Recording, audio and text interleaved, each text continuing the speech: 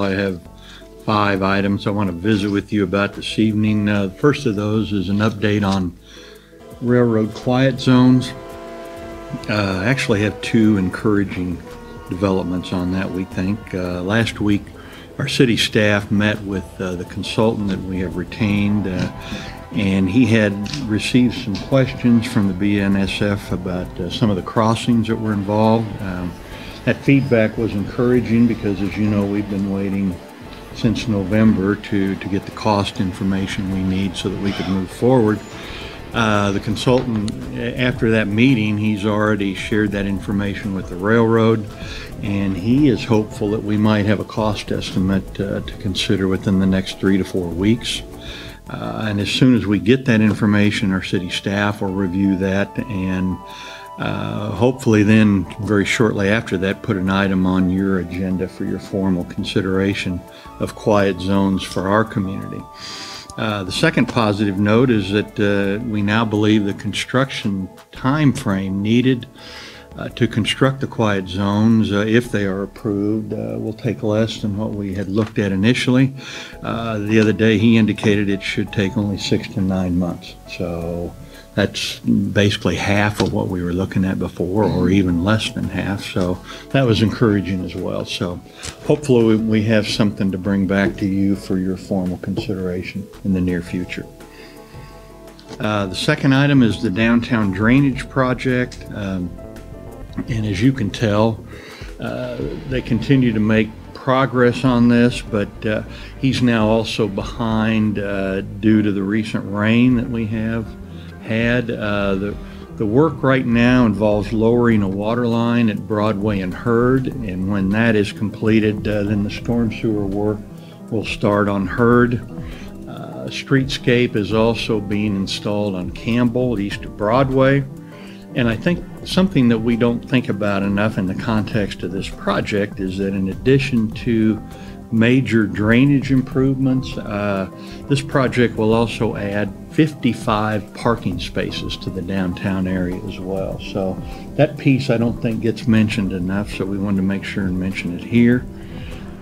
The estimated completion date is now the end of November for this project, but that does not include the additional work at 2nd and Broadway that will be needed in the area of the Sunnyside Diner, and that work could add a few weeks to the project. And throughout this project, I think one of the things that's helped us is that through Casey's office, we have communicated very regularly and extensively with the downtown merchants and other citizens that are interested about where we are with the project, what's coming next, what the estimated timeframes are, and so on.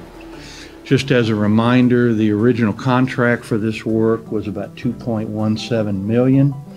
That money came from the 2000 sales tax, but that does not include the additional work that we just talked about in the area of 2nd and Broadway. Excuse me. The third area is the Thomas Drive closing and realignment project.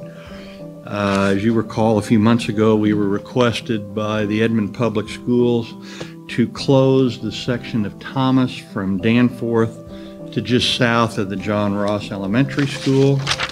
Our contractor on this project is SAC Services, and they continue to make progress in the last couple of weeks, even with the rain. And on the south end of the Realigned Road, the asphalt subgrade's now in place, and most of the curb and gutter has been installed as well. When the remaining asphalt is installed in this section, our plan is to open that section of the new road on the south end for access to only the school parking lot at that point.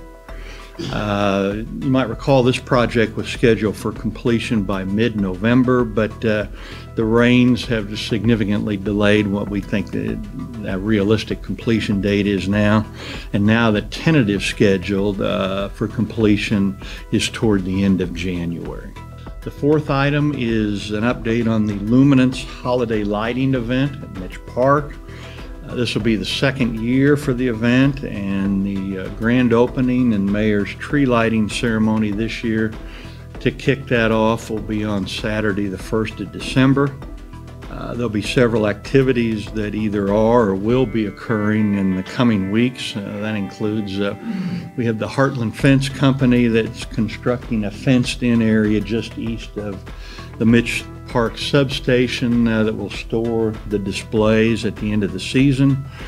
Lighted bollards will be installed along the trail to supply power to the displays. And actually the displays themselves for this season should be arriving. We should have those in the near future. Forester Lighting will be placing lights on the trees and pavilions. And this is the same company that provided the lights, is providing the lights in the downtown Edmond area as well. And then of course our crews will be setting up the displays once they come in also in November. There will be 20 displays featured in this year's event. That compares to 2 that we had last year, really just to kind of get the event moving forward. We also anticipate many more displays in the future as well. Luminance will run from December 1st through January 5th, and the lights will be on each night from 5 to 10. The advisory committee is still finalizing some special project nights that will take place on December 1st, December 8th, and the 15th. We'll have more information on that, but if anyone would like more information on the details of Luminance, please call Jessica Lyle. She's our Community Relations Coordinator with Edmond Electric, and her number is 216-7729. And then the last area I want to update you on is sales and use tax. Good news continues on our revenue front. Our sales tax for this month was over 7% above what it was for the same month last October, and that represented basically a high water mark that we've had for the past 4 years. Through the first 4 months of our current fiscal year, our sales tax is up about 5.5%. And now we have had 17 consecutive months of month over previous year month increases. So that's a nice streak to have. We hope to continue that. One note of caution, however, is that we may have a credit on future sales tax because of an individual business that had a major increase, that some of that tax may be eventually credited to Oklahoma City. We'll just have to wait and see how that comes out. But after 2 consecutive slower months for our use tax, it was up almost 92% from last year. Your first question is ours, I think, and what's that? What's the reason for that? How did that occur? And really, we won't know that for probably about a month and a half until Warren has a chance to receive the individual and category reports, and then we'll have some more information for you in the future. But good news nonetheless. Our combined sales tax and use tax is up now through the first 4 months of the year, about 8.15%, significantly above where we were cumulatively at the end of last month. That was about 4.6%.